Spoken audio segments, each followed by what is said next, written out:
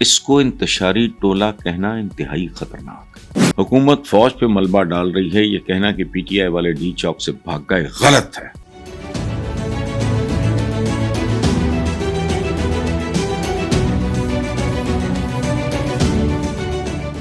اگلی بات پہ چلتے ہیں۔ سینئر دفاعی تجزیہ کار جنرل ریٹائرڈ نعیم لودھی، اصل کوالیفیکیشن تو ان کی یہ، باقی تو پھر آؤ جاتے ہیں نا ادھر۔ انہوں نے کہا کہ پی ٹی آئی پاکستان کی بڑی اور نمائندہ جماعت ہے۔ اب ایک طرف آپ کچھ کہہ رہی ہیں، اس کو انتشاری ٹولہ کہنا انتہائی خطرناک ہے۔ اب یہ پلان نہیں ہے، آپ چاہیں تو میں قسم کھا سکتا ہوں، مجھے نہیں پتا تھا کہ اگلے صفحے پہ کیا ہوگا۔ حکومت فوج پہ ملبہ ڈال رہی ہے، یہ کہنا کہ پی ٹی آئی والے ڈی چوک سے بھاگ گئے غلط ہے۔ آپ 100 نہتے لوگ کھڑے کر دیں اور ایک بندوق والا کھڑا کر دوں تو میں دیکھتا ہوں آپ کیسے نہیں بھاگتے۔ یہ کون کہہ رہا ہے؟ ایک سینئر دفاعی تجزیہ کار، اس کو چھوڑیں، ہم تجزیہ کار مجزیہ کار دو ایم ہی، وہ مجھے تو کوئی کہتا ہے نا سینئر تجزیہ کار دو، میں کہتا ہوں اے بھائی یا سینئر صاحبی یا سینئر فلاں، تو میں اکثر لوگوں کو ٹوک دیتا ہوں کہ بس کرو یار، سینئر ہونا کوئی کوالیفیکیشن نہیں ہے۔ جوانی میں موت نہ آ جائے تو بڑے بڑے بندہ سینئر ہو جاتا ہے۔ ریٹائرڈ جنرل نعیم خالد لودھی، میرے پہ تو چلیں کوئی الزام لگا لیں آپ، میں پی ٹی آئی کا بڑا، حالانکہ آپ کے جتنے کو چاہنے والے ہیں اگر کوئی رہ گئے ہیں مجھے نہیں پتا، 1 سال یا 2 مہینے ہوئے ہوں گے پی ٹی آئی کی حکومت تھی، 1 سال 2 دن، 3-4 لوگوں نے مجھے رستے میں روکا جو کبھی کسی نے نہیں روکا کہ حسن صاحب ہم تو ان کے ووٹر تھے، یہ کیا ہو رہا ہے؟ میں مین گیٹ تک جاتے جاتے، it's a very small gated community,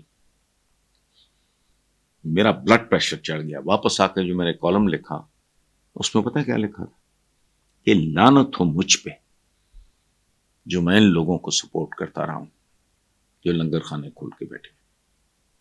تو پلیز ایک بات آپ ذہن میں رکھنا، میں جو نعیم خالد لودھی جان صاحب کا ذکر کر رہا ہوں، میں تو ان کو جانتا بھی نہیں، میں نے جو مجھے سوال نامہ آیا ہے اس میں پڑھا ہے کہ یہ دفاعی تجزیہ کار بھی ہیں، چونکہ نہ میں ٹی وی دیکھتا ہوں، نہ میں باہر جاتا ہوں، نہ میں ملتا ملاتا ہوں، اور لے دے کے باک ہے، کتابیں ہیں، یا میرا پورا کمرہ بھرا ہوا ہے بچپن، کالج، یونیورسٹی، اسکول کے، کالج کے، یونیورسٹی کے دوست، اور اس کے بعد جیسے عباس ستر ہے، منو بھائی ہیں، ان کی تصویریں ہیں، بس اللہ کے بعد انہی کے بلبوتے پہ زندگی گزار رہا ہوں۔ تو اس لیے ہو سکے تو please revisit your approach. ایک اور سن لیں، جب آپ کے دادا کی ڈیتھ ہوئی، میں تو ان کو کوئی ملا بھی نہیں تھا، دیکھا بھی نہیں تھا، ملنا کیا میں نے، لیکن چونکہ میں اندر آگے گھر کے رہتا تھا تو اسی فرق شاہ کو جو آپ کے والد کی اور آپ کے چچا کی ایجاد تھا، اور جب اس کو اپوائنٹ کیا تو شہباز شریف صاحب نے جدہ سے فون کر کے کہا ذرا مل کے اپنی رائے دے دیں، یہ بھی سن لیں۔ تو میں نے اس کو فون کیا فاروق شاہ کو، میں نے کہا یار مجھے تو جاتی عمر کا کوئی پتہ نہیں ہے، تو تم تو جاؤ گے؟ اس نے کہا ہاں جی حسن بھائی میں تو جاؤں گا۔ تو میں نے کہا یار مجھے بھی لے جانا۔ ہی واز شاکڈ، کیا آپ؟ میں نے کہا نہیں، بزرگ تھے اور پڑوسی تھے، پڑوسی مطلب نیکسٹ ڈور ہی نہیں ہوتا۔ میں سندر رائے بن روڈ پہ میرا فارم ہاؤس، ہاں وہاں 20-22 سال رہا ہوں۔ سو اگر بات آپ کو اچھی لگے آپ مت کریں، یہ بات ٹرینڈ بدل دیں کہ جی اگر ہمارے بزرگوں کا بھی کوئی آپس میں معاملہ ہے، کوئی زیادتی بھی ہوئی ہے ہمارے ساتھ، بس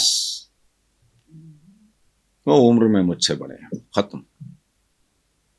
دوسری طرف سے دیکھیں، یہ ایک بچپن سے ہم تو سنتے آئے ہیں، میری خوش بختی تھی کہ میرے ماں باپ، میرے دادا کے بارے میں کتابوں میں لکھا ہے کہ شیکسپیئر کے حافظ تھے، تو کوئی اگر کوئی جانور آپ پہ بھونکے تو آپ کنی کترا کے گزر جائیں گے نا، نہیں ہوتا. اور انسان ہیں، بہت سے لوگ ہیں زندگی میں جن کے ساتھ آپ کا نہیں سلسلہ بنتا، لیکن عمروں کا، مرتبے کا، مقام کا احترام وہ ہمیشہ. میں لبرٹی لیتا ہوں آپ کے والد اور آپ کے چچا سے، چونکہ ہمارا ایج گروپ ملتا جلتا ہے.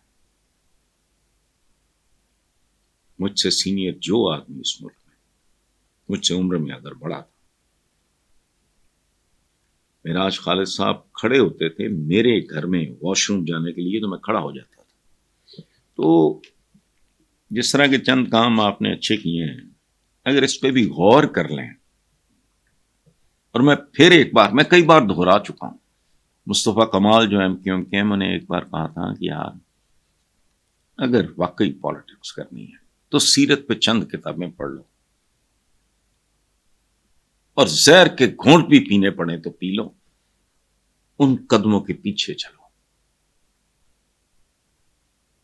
عربی کا ایک ایکسپریشن ہے، میں اردو میں آپ کو بتا رہا ہوں. کیسے؟ جیسے اونٹنی کا بچہ اپنی ماں کے قدموں پہ قدم رکھے.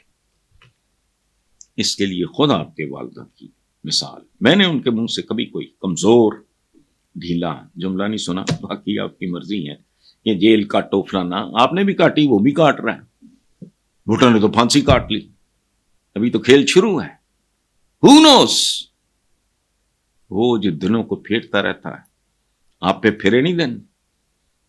آپ کے والد جینولی ایک مقبول لیڈر تھے. What happened to his popularity؟ اور وہ جن کو آپ دہشت گرد کہہ رہی ہیں، ٹھنڈے دل سے غور کریں، وہ پاکستان کی مقبول ترین سیاسی پارٹی، مجھے پسند ہو نہ ہو، آپ کو پسند ہو نہ ہو. تو یہ میں نے کہا نا کہ میرا اور آپ کے والد کا ایج گروپ بہت ہی ملتا جلتا ہے. تو شاید باقی آپ کی مرضی، بہت طرح کی اسٹیٹمنٹس، لیکن یہ بندے کو چھوٹا کرتی، اس کو ریجیکٹ کرے تو دنیا کرے. ہو سکتا ہے، میں نے کہا نا، آج خود آپ کے والد میچور ہو گئے ہیں، بالغ ہو گئے ہیں، سمجھ آ گئی ہے. آج اگر ان کو پوری نون لیگ کہے کہ ہم نے سپریم کورٹ پہ حملہ کرنا ہے، وہ شاید جوتا اتار لیں. آدمی سیکھتا ہے. He committed a blunder, a horrible blunder. Justice Qayyum کے ساتھ ان کی گفتگو، یہ وہ سارے، وہ بھی پتا ہے جو بریف کیس اٹھا کے کہہ دیں گے سارا. تو پلیز یہاں تک نہ جائیں جہاں سے واپسی مشکل نہیں، ناممکن ہو جائے. اللہ پاک دنوں کو پھیرتا رہتا ہے. کل تک آپ لوگ جیلوں میں تھے، اچھی بات نہیں تھی. مجھے اس وقت کے نیب کے ایک بندے نے ایک ویڈیو دکھائی تھی، وہ آپ کا سیل فون ڈھونڈ رہے تھے، یو آر انڈر اریسٹ. تو مجھے عجیب سا دکھ ہوا. جہاں اپنے بزرگوں کا، اپنے بڑوں کا یہ ٹرینڈ چینجنگ ہو سکتا ہے. میں نے ایک زمانے میں کالم لکھا تھا، اس وقت آپ کا تو نام و نشان نہیں تھا پالیٹکس میں. تو میں نے ادھر بلاول اور یہ مولانا فضل الرحمان کے صاحبزادے جو ان کا، مونس کا، یا شاید آپ کا بھی نام مجھے اب یاد نہیں، ریکارڈ پہ ہے میرے کسی مجموعے میں بھی ہوگا، یہ بچے مل کے بیٹھے، انہوں نے کہا ہمارے بزرگوں نے سے غلطیاں ہوئی، ہم یہ نہیں دہرائیں گے. اس سلسلے میں میٹنگ ہو رہی، خواب تھا، خیال تھا.